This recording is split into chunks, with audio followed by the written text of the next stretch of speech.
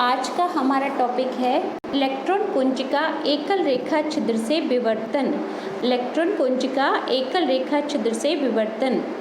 माना px संवेग से प्लस x दिशा में गतिशील एक इलेक्ट्रॉन पुंज है जो कि 2b चौड़ाई के रेखा छिद्र पर अभिलंबवत आपतित है। इस रेखा छिद्र का विस्तार y दिशा में y=-b से y=+b तक है। इलेक्ट्रॉन पुंज का एकल रेखा छिद्र से विवर्तन को उपरोक्त चित्र में दिखाया गया है। यहाँ पर 2b चौड़ाई का एक रेखा छिद्र है जिस पर px संवेग से गतिशील प्लस x दिशा में गतिशील एक इलेक्ट्रॉन पुंज अभिलंबवत आपतित है जो कि 2b चौड़ाई के रेखा छिद्र से विवर्तित होकर पर्दे पर विवर्तन प्रारूप देता है। यहाँ पर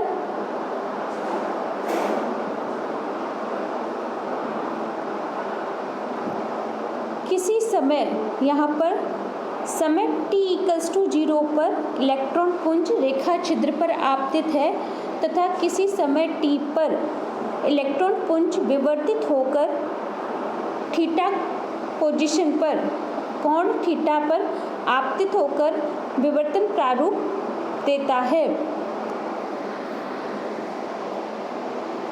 रेखा छिद्र की स्थिति पर समय t=0 पर इलेक्ट्रॉनों से संबद्ध तरंग संघ का प्रसामान्यकृत फलन ψ/0 समय t=0 पर इलेक्ट्रॉनों से संबद्ध तरंग संघ का प्रसामान्यकृत तरंग फलन क्या है? माना ये है ψ/0 =1/√2b mod by is less than equals to b तथा ψ/0 0 अर्थात रेखा छिद्र की स्थिति पर जो तरंग फलन है mod by less than equals to b का अर्थ है -b is greater than by is less than b और इस स्थिति पर इस पोजीशन पर जो तरंग फलन है वो क्या है? ψ/0 1/√2b। इस रीजन के बाहर के क्षेत्र में ψ/0 क्या होगा? 0। चूँकि ψ/0 प्रसामान्यकृत है तो प्रसामान्यकरण की कंडीशन क्या है? Integration -b to b ψ/0 ψ/0 dy 1 होना चाहिए। और यहाँ पर हम देखते हैं इस मैथमेटिक्स में कि =1 है, अतः हमारा जो तरंग फलन ψ/0 है वो एक प्रसामान्यकृत तरंग फलन है। रेखा छिद्र पर आपतन से पूर्व संवेग का y घटक py 0 है। चूँकि रेखा छिद्र पर आपतन से पूर्व जो इलेक्ट्रॉन पुंज है वो प्लस x दिशा में गतिशील है तथा जिसका संवेग px है और y दिशा में उसका संवेग 0 है। रेखा छिद्र पर आपतन के समय अर्थात t=0 पर तथा रेखा छिद्र पर आपतन के पश्चात इलेक्ट्रॉनों के विवर्तन के लिए आवश्यक है कि संवेग का y घटक py 0 नहीं हो। क्योंकि यह विवर्तित होकर पर्दे पर रेखा छिद्र 2b चौड़ाई के रेखा छिद्र से विवर्तित होकर पर्दे पर इसकी जो सेंटर बिंदु है इसके ऊपर नीचे हमें विवर्तन प्रारूप प्राप्त होता है जिसके कारण इसका संवेग घटक py 0 नहीं होना चाहिए। रेखा छिद्र से गुजरने के बाद संवेग समष्टि में तरंग आयाम y दिशा में यदि apy है तो apy का मान क्या होगा? हम पढ़ चुके हैं संवेग समष्टि में तरंग रूपांतरण से apy क्या होगा? 1/4 फूरियर रूपांतरण होता है साई बाई जीरो का।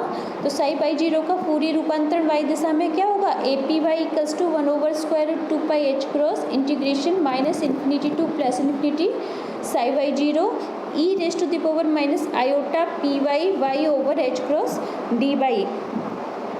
समीकरण 1 से साई वाई जीरो का मान हम रखेंगे तो A P Y equals to क्या आएगा, 1/√2 पाई एच क्रॉस। हम साई वाई जीरो का मान रख देंगे जो हमने अभी लास्ट पेज पर देखा था, यहाँ से मान रखेंगे और इस इक्वेशन को सॉल्व करेंगे। यहाँ पर हम समाकलन का जो फॉर्मूला है E raise to the power minus A X D X का जो फॉर्मूला होता है वो होता है इंटीग्रेशन का E raise to the power minus A X over A. तो यहाँ से हम देखेंगे इसका समाकलन आएगा ये वाला ए, यहाँ पर ये वाली टर्म हो गई, माइनस साइन आ गया। इसको आगे हम सॉल्व करेंगे और इस इंटीग्रेशन की लिमिट्स माइनस बी और बी पुट करके सॉल्व करेंगे तो हमारा नेक्स्ट इक्वेशन आएगी हमारी, जिसमें ये वाला टर्म हमारा साइन फॉर्मूले को रिप्रेजेंट करता है। अगर ये वाली टर्म ए है तो ये क्या होगा, साइन ए का फॉर्मूला होगा और ए की वैल्यू क्या रख देंगे हम, ये वाली आयोटा ए में नहीं है, A equals to P Y B over H cross है। साइन ए का फॉर्मूला क्या होता है, E raise to the power iota A minus E raise to the power minus iota A over 2 iota. इस फॉर्मूले का हमने यूज किया, इक्वल्स टू क्या होगा, साइन ए। इस फॉर्मूले का यूज करके हमने इस जो ब्रैकेट वाला पार्ट है इसको sine P Y V over H cross रख दिया। इसको आगे हम रीअरेंज करके लिखेंगे तो स्क्वायर, इसके स्क्वायर रूट में स्क्वायर रूट बी का मल्टीप्लाई करेंगे ऊपर नीचे और एक बी टर्म बाहर आ जाएगी जिसको हमने रीअरेंज करके इस टाइप से लिख दिया। तो संवेग समष्टि में तरंग आयाम वाई दिशा में क्या होगा, A P Y equals to equation 2 से हमें प्राप्त हो गया। यदि वाई दिशा में स्थिति प्रायिकता घनत्व क्या होगा, equals to A P Y का मॉड स्क्वायर। यहाँ से हम मान रखेंगे तो A P Y square equals to B over pi H cross sine square P Y V over H cross का होल स्क्वायर माना।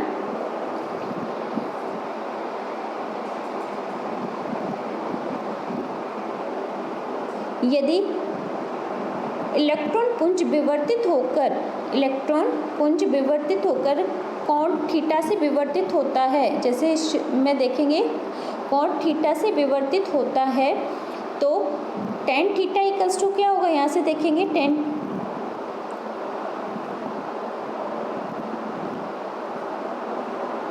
थीटा इक्वल्स टू क्या होगा, tan theta equals to P Y over P X. और theta बहुत small है, छोटा है, तो टेन थीटा को लगभग किसके बराबर लिख सकते हैं हम, tan theta almost equal to theta.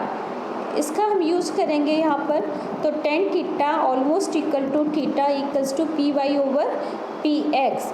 ये तो किसी समय टी पर है।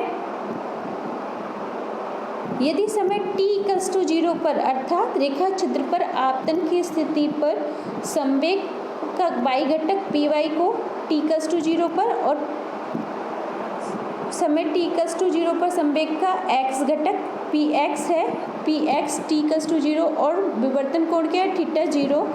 तो यहाँ पर हम रखेंगे P Y T equals to 0 का मान हम संवेग के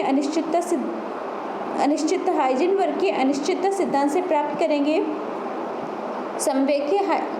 हाइजेनबर्ग के अनिश्चितता सिद्धांत से क्या है, समय t इक्वल्स टू 0 पर संवेग में अनिश्चितता पी वाई टी 0 और स्थिति में अनिश्चितता क्या है, एक दिशा में b है, तो इन दोनों का मल्टीप्लाई क्या होगा, equals to H cross P Y T equals to 0 क्या होगा, एच क्रॉस ओवर b।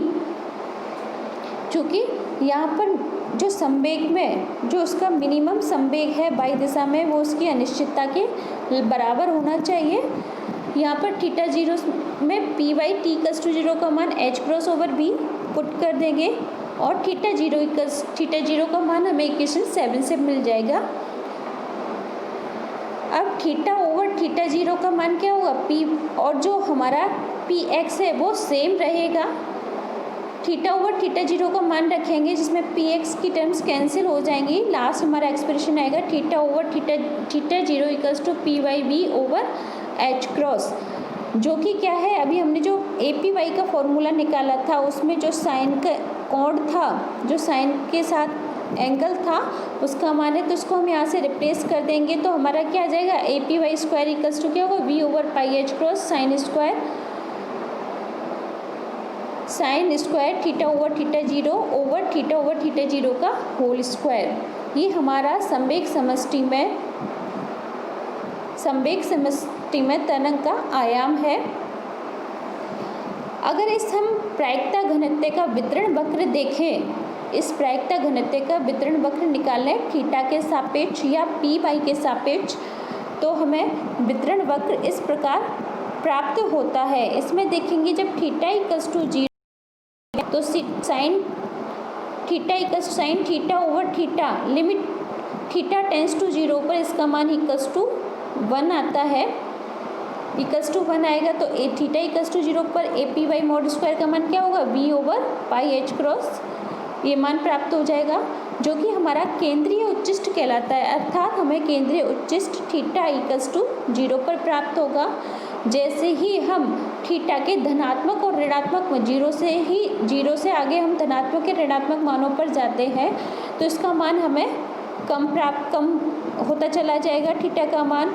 और जैसे ही theta equals to plus minus pi आएगा तो इसका मान क्या आएगा शून्य, क्योंकि साइन पाई इक्वल्स टू क्या होगा जीरो होगा, शून्य होगा, तो इसका मान शून्य हो जाएगा दोनों तरफ माइनस पाई और पाई पर। ये हमारे प्रथम निम्निष्ठ कहलाते हैं, प्रथम निम्निष्ठ, जिस पर मान क्या हो जाएगा A P Y mod square का मान शून्य हो जाएगा। इसी प्रकार जैसे ही हम पाई से आगे जाते हैं तो हमें और मान प्राप्त होंगे, और 3 pi by 2 plus 3 pi by 2 और माइनस 3 पाई बाई 2 पर हमें द्वितीय प्रथम उच्चिष्ट प्राप्त होंगे। ये तो हमारा केंद्रीय उच्चिष्ट है, फिर उसके बाद हमें प्रथम उच्चिष्ट प्राप्त होंगे, लेकिन इसकी ऊंचाई क्या होगी केंद्रीय उच्चिष्ट की तुलना में कम होगी। यहाँ पर हमने इसको चित्र में दिखाया गया है। एकल रेखा छिद्र से वाई दिशा में प्राप्त इलेक्ट्रॉनों का प्रायिकता प्रारूप। प्रथम निम्निष्ठ के लिए क्या होना चाहिए थीटा ओवर थीटा जीरो। हमने देखा था कि प्रथम निम्निष्ठ के लिए थीटा ओवर थीटा जीरो का मान क्या होना चाहिए पाई, और थीटा ओवर थीटा जीरो का मान क्या था P Y V over H cross, इसका मान रखेंगे। तो theta over theta zero equals to pi, तो थीटा इक्वल्स टू क्या होगा पाई थीटा जीरो, और यहाँ से हम थीटा जीरो का मान पुट कर देंगे। इस केंद्रीय उच्चिष्ट की जो चौड़ाई है वो क्या है, केंद्रीय उच्चिष्ट की चौड़ाई है वो है हमारी 2 थीटा। केंद्रीय उच्चिष्ट की चौड़ाई है वो क्या है 2 थीटा। 2 थीटा, थीटा का मान यहाँ से हम वापस रखेंगे, जो लास्ट निकाला था हमने 2 pi H cross P X over V. यहाँ पर 2 पाई से 2 पाई कैंसिल हो जाएगा, तो हमारा इक्वेशन आएगी H over P X B. अगर हमारा जो इलेक्ट्रॉन पुंज आपतित है उसका संवेग क्या था पी एक्स, उन इलेक्ट्रॉन पुंज से संबद्ध तरंग की जो तरंग दैर्घ्य है वो अगर लैम्डा है तो दे ब्रोगली के सिद्धांत से एच ओवर पी एक्स क्या होगा उन इलेक्ट्रॉन पुंज से संबद्ध तरंग की तरंग दैर्घ्य लैम्डा क्या है lambda equals to H over P X. इसको पुट कर देंगे तो हमारा इक्वेशन आएगा लैम्डा ओवर बी। लैम्डा क्या है आपतित इलेक्ट्रॉन का दे ब्रोगली तरंग दैर्घ्य। यहाँ पर रिप्लेस करेंगे तो हमें इक्वेशन 10 मिलेगी 2 theta equals to lambda over B. इस प्रकार हम देखते हैं कि जब इलेक्ट्रॉन पुंज का एकल रेखा छिद्र से 2b चौड़ाई के रेखा छिद्र से विवर्तन प्राप्त किया जाता है तो केंद्रीय उच्चिष्ट की जो चौड़ाई है 2 theta equals to lambda over B प्राप्त होती है, जो कि वही है जो हमें लैम्डा तरंग दैर्घ्य के प्रकाश, जब हम लैम्डा तरंग दैर्घ्य के प्रकाश द्वारा 2b चौड़ाई के रेखा छिद्र से विवर्तन प्रारूप प्राप्त करते हैं। अतः एकल रेखा छिद्र से इलेक्ट्रॉन पुंज के विवर्तन की पुष्टि होती है।